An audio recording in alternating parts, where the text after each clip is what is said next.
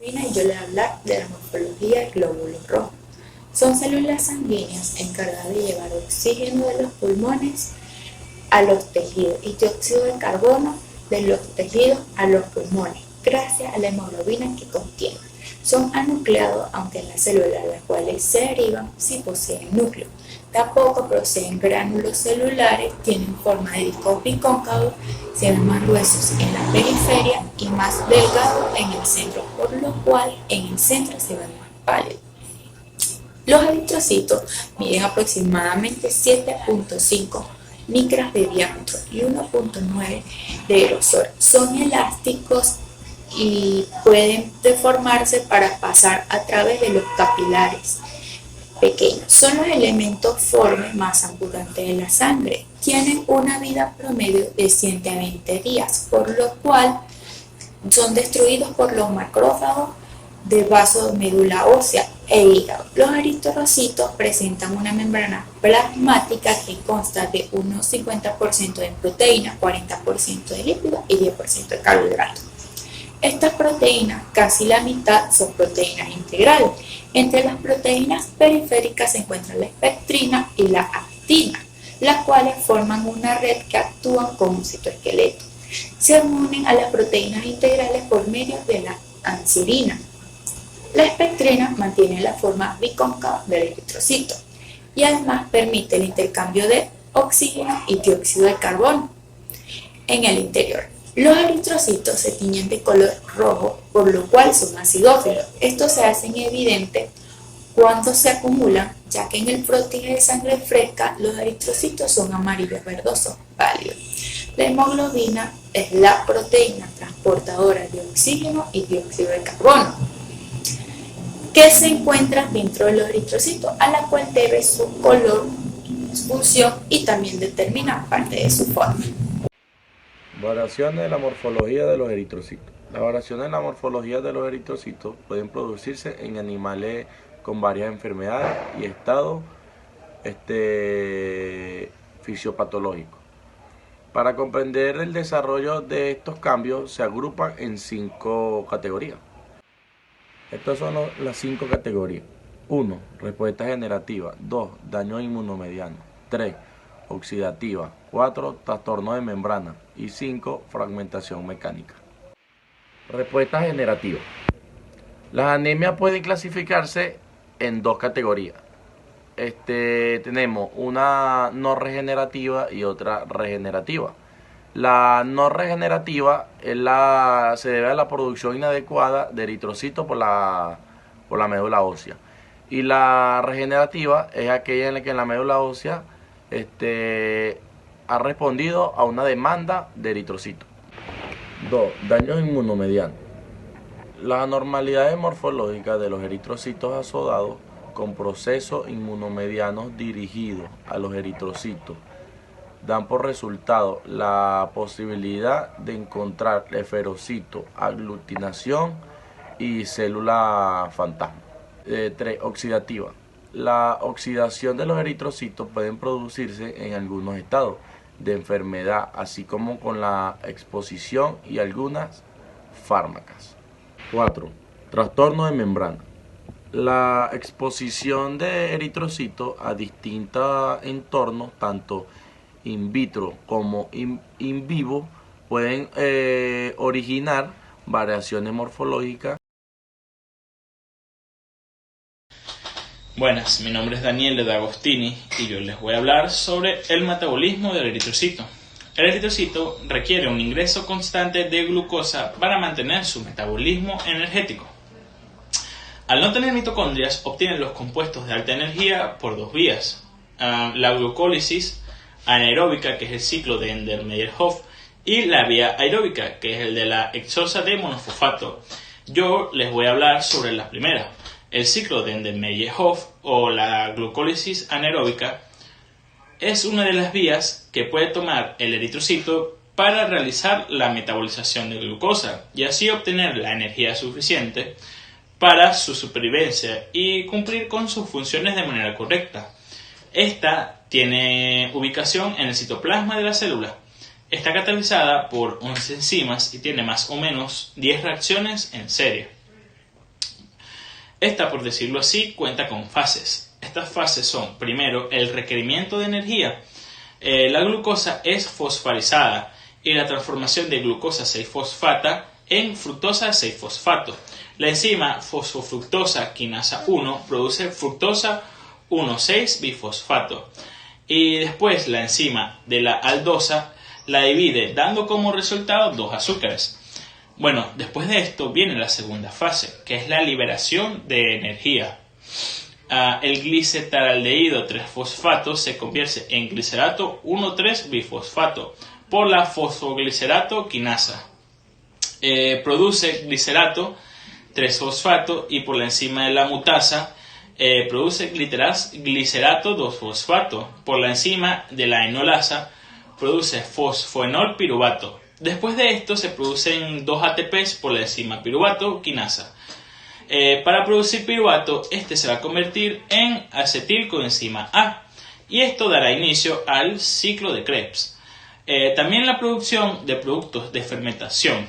De estos se conocen varias vías de reducción de piruvato en las procariotas que llevan a cabo la fermentación, pero realmente el resultado es el mismo, debido a que el NADH debe ser reoxidado a NAD para continuar con las reacciones de fermentación.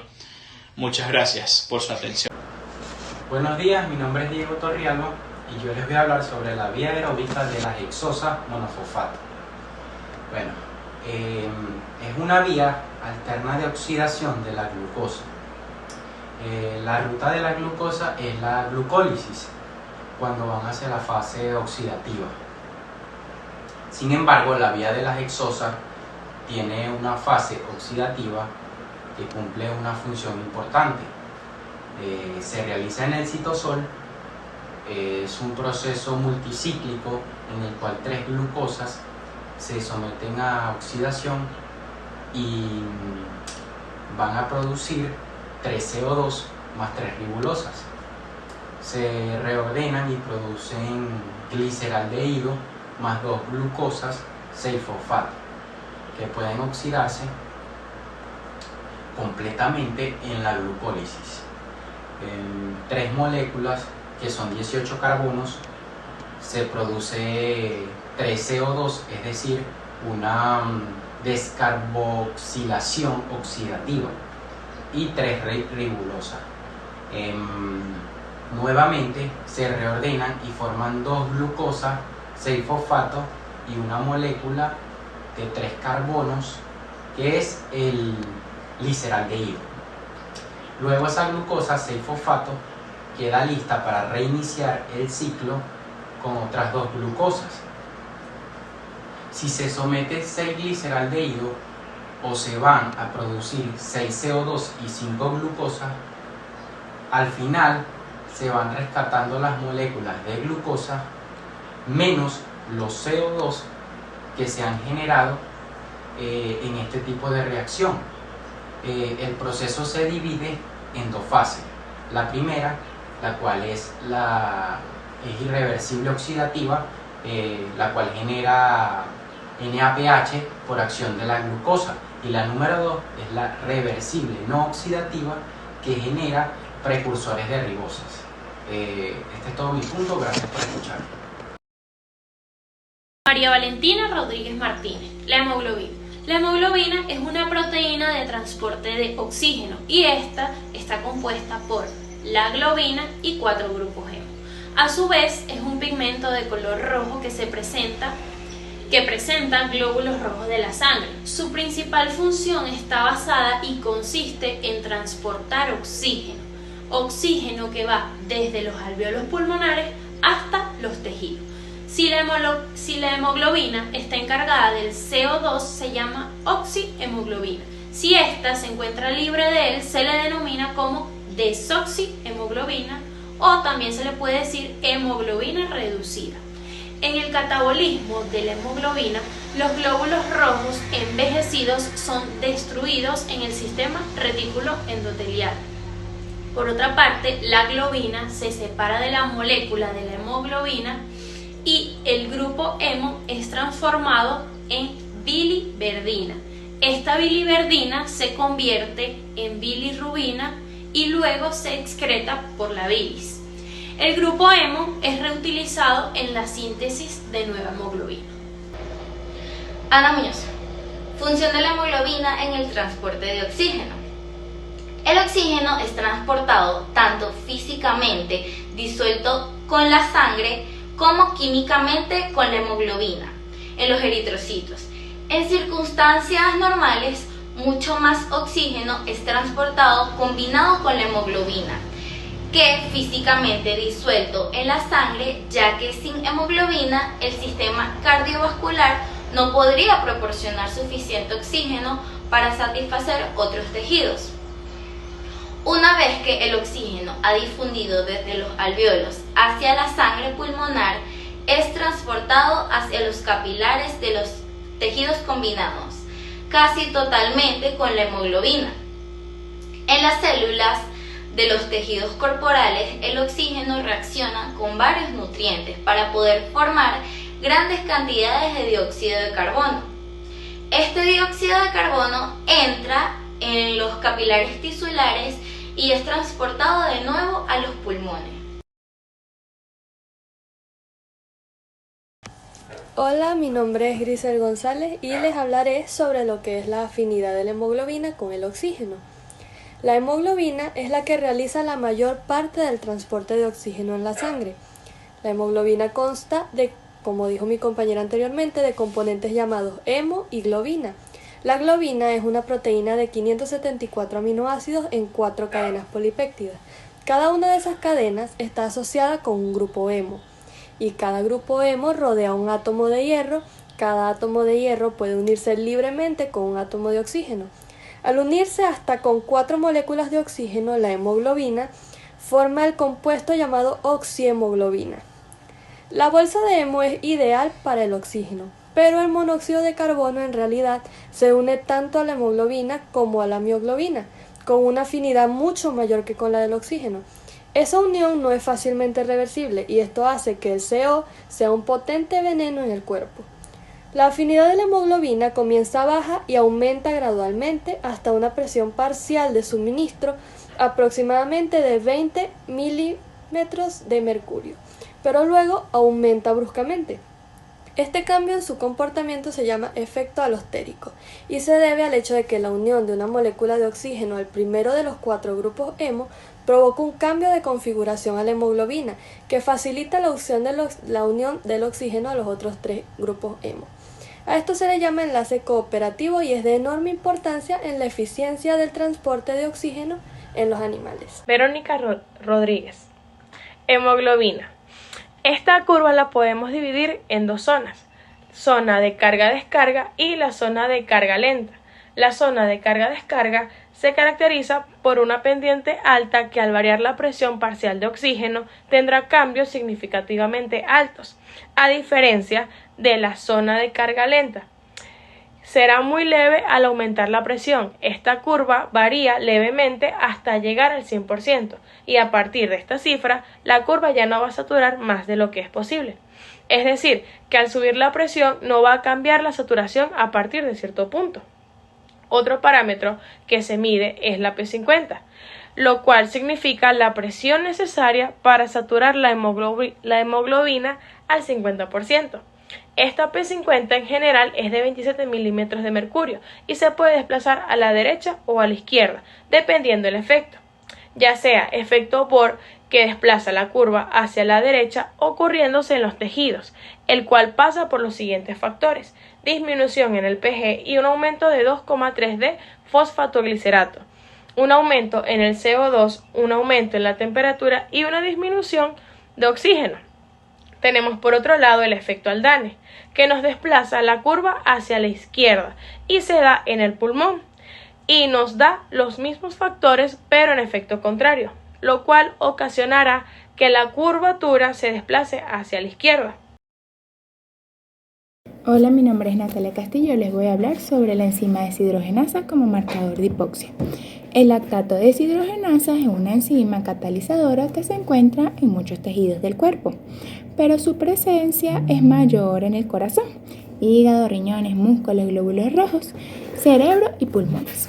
Corresponde a la categoría del óxido reductasa, de lo que cataliza una reacción redox en el que el piruvato es reducido a lactato, gracias a la oxidación del NADH y el NAD+, dado que la enzima también puede catalizar la oxidación del hidroxibutarato. Participa en el metabolismo energético anaeróbico, reduciendo el piruvato procedente de la glucólisis para regenerar el NAD+. Los vertebrados en algunos tejidos o tipos de células también obtienen la mayor parte de su energía del metabolismo anaeróbico. Todo en el caso del eritrocito, dado que carece de mitocondrias. ¿Qué es esta prueba? Es un análisis de sangre para medir el nivel de lactato deshidrogenasa que tiene el animal en el cuerpo. El LDH es una enzima o catalizador que se encuentra en muchos tejidos diferentes del cuerpo. Esto incluye los glóbulos rojos, los músculos esqueléticos, el riñón y los pulmones. ¿Por qué debo realizar esta prueba? Podría necesitar esta prueba el animal, ya que se considera que tiene una enfermedad o un daño en el tejido. También puede hacerse si el proveedor cree que el animal tuvo un ataque al corazón. Si ya lo ha diagnosticado una enfermedad en específico, es posible que el proveedor de atención médica le haga esta prueba para realizar su acción y ver si el tratamiento está funcionando. Muchas gracias. Hola, mi nombre es Valeria Ham y les hablaré sobre qué pruebas podemos realizar junto a la prueba de LDH. Se puede realizar pruebas de isoenzimas de lactato de deshidrogenasa. Las isoenzimas son como subunidades de un total. Hay 5 isoenzimas en el LDH numeradas del LDH1 al LDH5. Se mide concentración de cada isoenzima dependiendo del tejido. Por ejemplo, en el tejido cardíaco encontramos un LDH1 y un LDH2, y en el hígado encontramos LDH5. Un LDH más alto nos indica que hay un tejido dañado, y con la prueba de isoenzimas podemos determinar qué tejido es el afectado. ¿Qué significan los resultados de mi prueba? Los resultados de la prueba LDH varían según la edad del animal, sus antecedentes médicos, qué método fue utilizado para el análisis y otros factores. Si el nivel de LDH es más alto de lo normal, podría indicarnos que hay un daño en órganos, como ya mencioné, el corazón, hígado, pulmón y riñones. Enfermedades como el lupus o algún tipo de cáncer también nos pueden causar niveles altos de LDH. ¿Cómo se realiza esta prueba? Para esta prueba se requiere de una muestra de sangre, se realiza con una aguja esterilizada para extraer sangre de la vena de un miembro del animal, ya sea anterior o posterior. Esta prueba implica algún tipo de riesgo.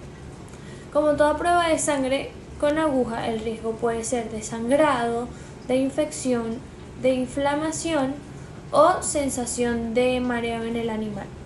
¿Qué factores afectan el resultado? Si la muestra se contamina o si se destruyen glóbulos rojos, el nivel de LDH será más elevado.